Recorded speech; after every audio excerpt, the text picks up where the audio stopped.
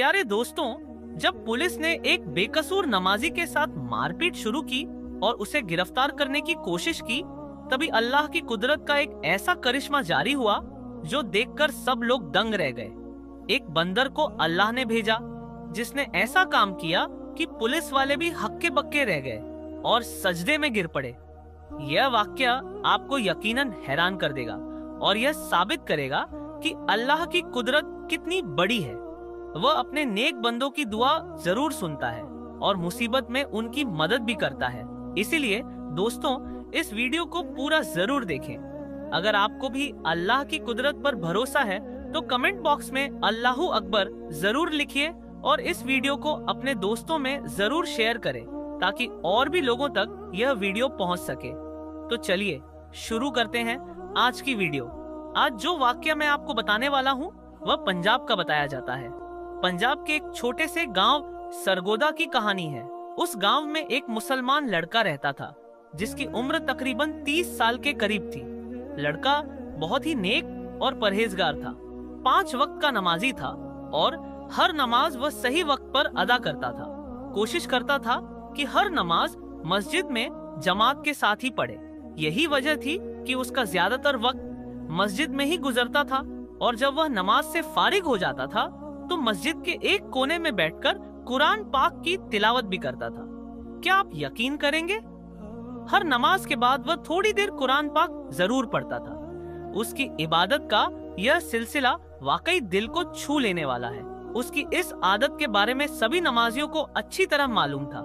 उस नौजवान का इस्लाम से इतना ज्यादा लगाव देखकर सारे लोग उस पर न सिर्फ नाज करते बल्कि उसकी बहुत ज्यादा इज्जत भी किया करते थे।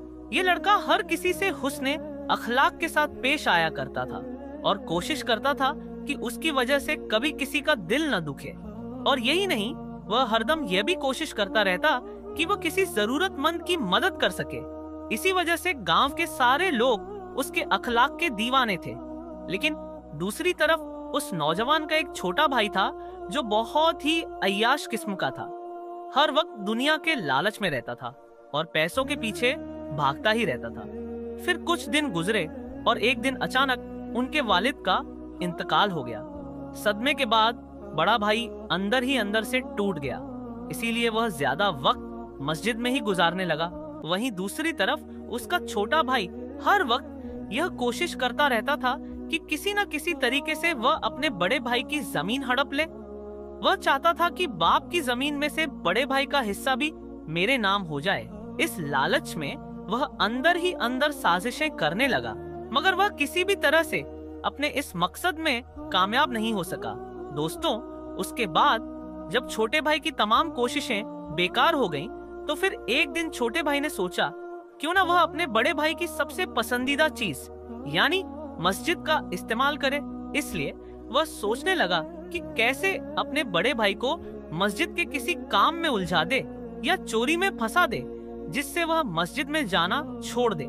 उसे यह भी मालूम था कि उसका बड़ा भाई 5 वक्त का नमाजी है और मस्जिद से गहरा लगाव रखता है, इसलिए वह मस्जिद के बिना रह ही नहीं सकता। इसी वजह से छोटे भाई ने सोचा कि अगर वह अपने बड़े भाई को मस्जिद में जाने से रोक दे तो फिर वह उसके बदले में जमीन का मुतालबा कर सकता है। यकीनन बड़ा भाई नमाज और मस्जिद को अहमियत देते हुए जमीन देने के लिए मजबूर हो जाएगा। लालच ने छोटे भाई को अंधा कर दिया था। उसने एक खतरनाक मंसूबा तैयार किया। रात के अंधेरे में उस वक्त ने मस्जिद का कीमती सामान चुरा लिया। क्या सोच रखा था? उसने चोरी किया हुआ सामान अपने घर में छुपा दिया और फिर पुलिस के पास जाकर अपने ही बड़े भाई पर इल्जाम लगा दिया। मस्जिद में चोरी करने वाला कोई और नहीं बल्कि मेरा बड़ा भाई ही है। उधर दूसरी तरफ बेचारे बड़े भाई को इसके बारे में कुछ नहीं मालूम था। वह वैसे ही मस्जिद में जा रहा था और सच्चे दिल से अल्लाह की इबादत कर रहा था। वह गिड़गिड़ाकर दुआएं मांगता था। हर दुआ में यही कहता, ऐ अल्लाह, मुझे हर मुश्किल से निजात दे। अगर मैं कभी किसी बड़ी मुसीबत में फंस जाऊं तो मेरी गैब से मदद फरमाना। हर नमाज के बाद यह दुआ करना उसकी आदत बन गई थी। दोस्तों, जैसा कि हमने आपको पहले ही बताया था, चोरी के बाद छोटे भाई ने उसका इल्जाम बड़े भाई पर लगा दिया था। अगले रोज जब बड़ा भाई नमाज के लिए मस्जिद की तरफ जा रहा था तो अचानक पुलिस वाले उसे ढूंढते हुए वहां पहुंच गए। मस्जिद के दरवाजे पर रुककर पुलिस वालों ने उस नौजवान से कहा, हम तुम्हें गिरफ्तार करने आए हैं। ये सुनकर बेचारा बड़ा भाई बहुत घबरा गया। पुलिस वालों से पूछने लगा, मैंने क्या किया है? मेरी क्या गलती है? मेरा कसूर क्या है? मैंने क्या जुर्म किया है? आप मुझे क्यों गिरफ्तार कर रहे हैं? बराए मेहरबानी मुझे मस्जिद के अंदर जाने दें, मुझे नमाज के लिए देर हो रही है। इस पर पुलिस वालों ने उसे बताया, तुम पर मस्जिद का कीमती सामान चोरी करने का इल्जाम है, इसलिए हम तुम्हें गिरफ्तार कर रहे हैं। ये सुनकर बेचारा बड़ा भाई हक्का बक्का रह गया। सोचने लगा, ये कैसे मुमकिन है? मुझ पर यह इल्जाम किसने लगाया होगा? लेकिन उसे कुछ भी समझ में नहीं आ रहा था। वह वहीं जमीन पर बैठ गया और अल्लाह से मदद की गुहार लगाने लगा। दुआ करते हुए कहने लगा, या अल्लाह, मेरी इस मुसीबत की घड़ी में मेरी मदद फरमा। या अल्लाह, तू जानता है कि मैं चोर नहीं हूँ, मैं कभी किसी की चोरी नहीं कर सकता और ना ही मैंने मस्जिद से यह कीमती सामान चुराया है। या अल्लाह, तू अपनी कुदरत से कोई ऐसा करिश्मा दिखा कि सब लोग ये मानने पर मजबूर हो जाएं कि मैं बेकसूर हूँ। दोस्तों, पुलिस को मस्जिद के दरवाजे पर देखकर आसपास के बहुत सारे लोग जमा हो गए। सबके सब पुलिस वालों से कहने लगे, इस लड़के को हम अच्छी तरह से जानते हैं। यह लड़का बेकसूर है क्योंकि यह लड़का 5 वक्त की नमाज पढ़ने के लिए इस मस्जिद में आता है। इसके अखलाक भी बहुत अच्छे हैं। हम सब गवाही देते हैं कि यह लड़का बहुत नेक है। ये कभी भी मस्जिद से चोरी नहीं कर सकता। लोगों की यह गवाही सुनने के बाद भी पुलिस नहीं मानी और कहने लगी, हमको इस लड़के के खिलाफ पक्का सबूत मिले हैं, इसलिए हम इसे गिरफ्तार करेंगे। इतने में उस लड़के का छोटा भाई भी वहां आ पहुंचा। फिर वह अपने बड़े भाई को एक तरफ ले जाकर कहने लगा, ये सब मेरा किया धरा है, मैंने ही तुम पर इल्जाम लगाया है। अगर तुम्हें अपनी इज्जत प्यारी है तो अपनी जमीन मेरे हवाले कर दो। जो जमीन तुम्हारे हिस्से में आई है उसे मेरे नाम कर दो। मैं तुम्हारी इज्जत बचा लूंगा और तुम्हें जेल जाने से भी रोक दूंगा। और जो मस्जिद का कीमती सामान मैंने छुपा रखा है उसे पुलिस के हवाले कर दूंगा। यह सुनकर बड़े भाई का दिल दुख से भर गया। वह समझ गया कि यह सब उसके छोटे भाई की ही चाल है। दोस्तों, अभी वह छोटा भाई अपने बड़े भाई को यह सब बातें कर ही रहा था कि इतने में अल्लाह की कुदरत से कहीं से एक बंदर नमूदार हुआ। उसके एक हाथ में मस्जिद का वह कीमती सामान था जिसको छोटे भाई ने मस्जिद से चुरा कर अपने घर में छुपाया था। यह देखकर छोटे भाई के चेहरे का रंग लाल हो गया। पुलिस वाले भी बंदर के हाथ में मस्जिद का चोरी हुआ सामान देखकर हैरान रह गए। उन्हें मालूम हो गया कि वह जिस लड़के को गिरफ्तार करने वाले थे वह तो बेकसूर है। फिर उस बंदर ने उन पुलिस वालों को साथ ले जाकर बता दिया कि इसने छोटे भाई के घर से सामान उठाया है। इसीलिए फिर पुलिस वालों को मालूम हो गया कि मस्जिद से यह सामान छोटे भाई ने ही चुराया है। और फिर यूं सबको मालूम हो गया कि असल चोर तो इसका छोटा भाई है। पुलिस वालों ने छोटे भाई को गिरफ्तार कर लिया और जब उससे पूछताछ हुई तो फिर ये सारी बातें छोटे भाई ने पुलिस वालों को बता दी। इधर वह बड़ा भाई अल्लाह के सामने सजदे में गिरकर अल्लाह ताला का इस बात के लिए शुक्र अदा करता रहा कि ऐन मौके पर अल्लाह ने एक बंदर को भेजकर किस तरह से उसकी मदद की है। इस तरह पूरे गांव वालों को उसकी बेगुनाही का सबूत मिल जाता है। ये देखकर सबका अल्लाह पर भरोसा और भी ज्यादा मजबूत हो जाता है। दोस्तों, आपको आज का यह वाकया कैसा लगा हमें कमेंट बॉक्स में जरूर बताइएगा।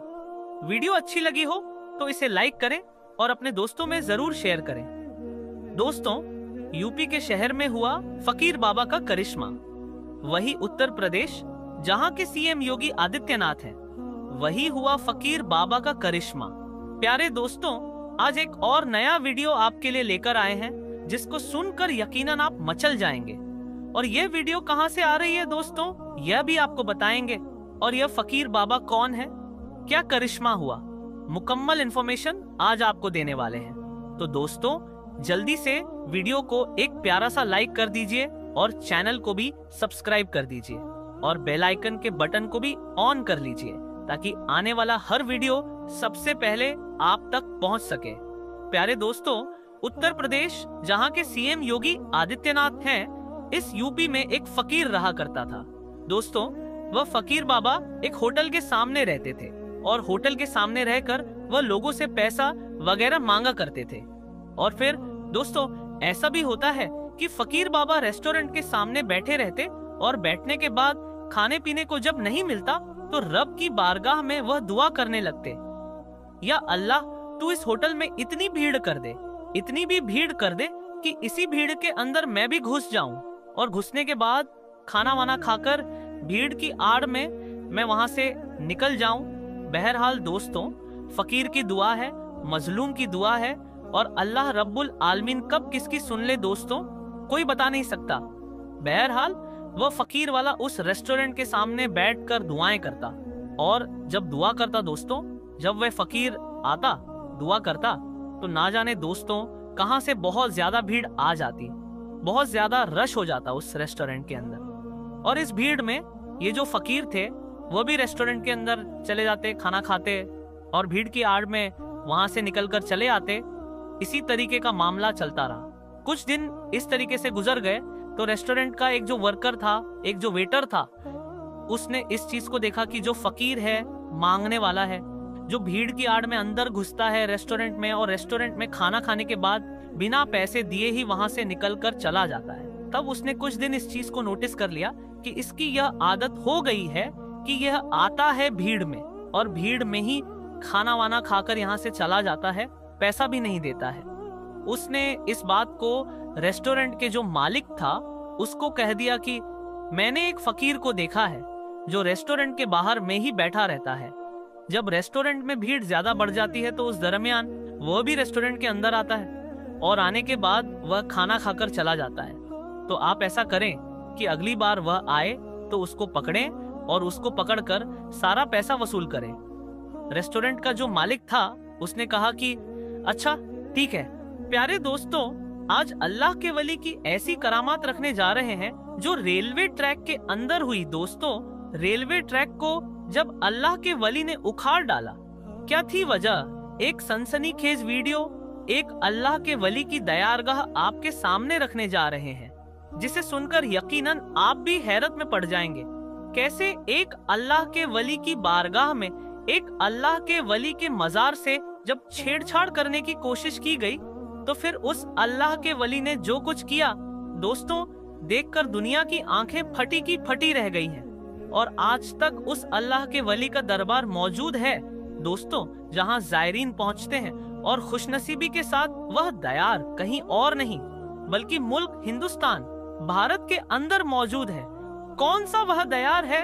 क्या थी वह सनसनीखेज करामत जिसने बड़े बड़े अफसर के पसीने छुड़ा दिए और उस दयार को उसी जगह पर उनको छोड़ना पड़ा, और आज भी बड़े ही आन बान शान के साथ रेलवे ट्रैक के बीचों बीच वह दयार मौजूद है। दोस्तों, मैं पूरी जानकारी दूं उससे पहले अगर आप गैस कर सकते हो तो कमेंट करके बताएं उन अल्लाह के वली के दरबार का हाल, और अगर आप भी उन अल्लाह के वली के दरबार में गए हैं तो कमेंट करें दोस्तों पूरा वाकया, और उन अल्लाह के वली की वह करामत बताने वाले हैं दोस्तों जिसको यकीनन सुनकर आपका दिल मचल जाएगा। अब चलते हैं उस सनसनीखेज करामत की तरफ जो एक अल्लाह के वली ने रेलवे ट्रैक में जाहिर की। प्यारे दोस्तों, बहुत तेजी के साथ उन अल्लाह के वली का बारगाह आपकी निगाहों के सामने है।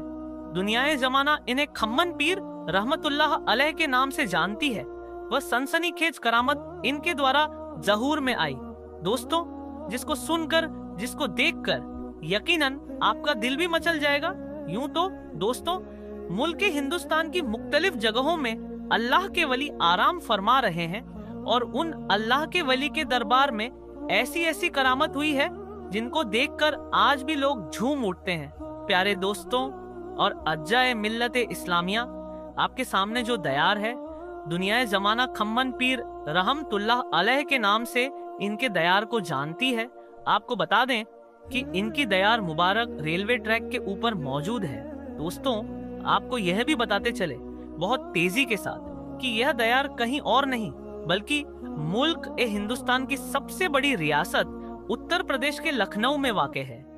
जी हाँ दोस्तों, लखनऊ के चारबाग रेलवे स्टेशन का नाम आपने सुना होगा, और इसी चारबाग रेलवे स्टेशन में यह मजार शरीफ मौजूद है जो साहिब ए मजार है। उनका नाम हजरत खम्मन पीर रहमतुल्लाह अलैह है। प्यारे दोस्तों, हजरत खम्मन पीर रहमतुल्लाह अलैह का दरबार आज से नहीं बल्कि लगभग 900 साल पुराना बताया जाता है। कोई कुछ वक्त बताता है तो कोई कुछ और वक्त बताता है, लेकिन ये बहुत ही पुरानी मजार है दोस्तों। ये उस जमाने की मजार है जिस जमाने में अंग्रेज मुल्क के हिंदुस्तान में किया करते थे और उनके द्वारा हिंदुस्तान के अंदर रेलवे बिछाया जाता था। उससे पहले दोस्तों, अंग्रेज हुकूमत इस रूट में, इस रेलवे लाइन में रेल का लाइन बिछा रही थी कि उन लोगों के सामने अजीबोगरीब मंजर सामने आता है। होता यह कि वह लोग दिन को रेलवे ट्रैक बिछाते और रात होते ही वह रेलवे ट्रैक उखड़ जाता। उन लोगों को इस बात का पता ही नहीं चल रहा था कि आखिर वह दिन को रेलवे ट्रैक बिछाते हैं और रात होने के बाद वह रेलवे ट्रैक उखड़ जाता है। काफी परेशान थे और इस परेशानी के आलम में बहुत प्रयास किया कि उन लोगों को पता चल सके कि रेलवे ट्रैक आखिर उखड़ रहा है तो इसकी वजह क्या है, कौन रेलवे ट्रैक को उखाड़ देता है। दोस्तों, बहुत कोशिश करने के बावजूद भी अंग्रेजों को कुछ पता नहीं चलता है कि रेलवे ट्रैक के साथ यह हादसा कैसे हो रहा है। बहरहाल अंग्रेजों का जो अफसर था उसने यह अहद कर लिया, ये इरादा कर लिया कि आज मैं इस चीज का पता लगाकर ही रहूंगा कि आखिर इस रेलवे ट्रैक को उखाड़ता कौन है, और जो भी रेलवे ट्रैक को उखाड़ रहा है उसको मैं सख्त से सख्त सजा दूंगा। बहरहाल दोस्तों, जिस जगह रेलवे ट्रैक उखड़ता था वह अंग्रेज अफसर रेलवे ट्रैक बिछाने के बाद जैसा कि जानकारी दिया गया है, बताया गया है कि वह अंग्रेज अफसर छुप कर बैठ जाता है किसी जगह पर और देखता है और रात होने का इंतजार करता है कि आखिर रात को रेलवे ट्रैक कैसे उखड़ता है। बहरहाल दोस्तों, जब रात हुई और रात के एक मुख्तलिफ वक्त में उस अफसर ने यह देखा कि रेलवे ट्रैक की जगह, यानी जिस जगह से रेलवे ट्रैक उखड़ता था उस जगह अचानक से हरकत होने लगती है और अचानक से जिस तरीके से जमीन में दरार आने लगती है उसी तरीके से रेलवे ट्रैक खुद ब खुद उखड़ रहा था। वह अंग्रेज हैरान रह गया। उसको इस बात की समझ में नहीं आई कि आखिर ये कैसे हो सकता है। This impossible. कोई आदमी नहीं है, कोई मैन नहीं है, लेकिन विदाउट मैन रेलवे ट्रैक उखड़ रहा है। सुबह होती है दोस्तों, वह इंसान लोगों को बताता है, लेकिन सब के सब हैरत में थे।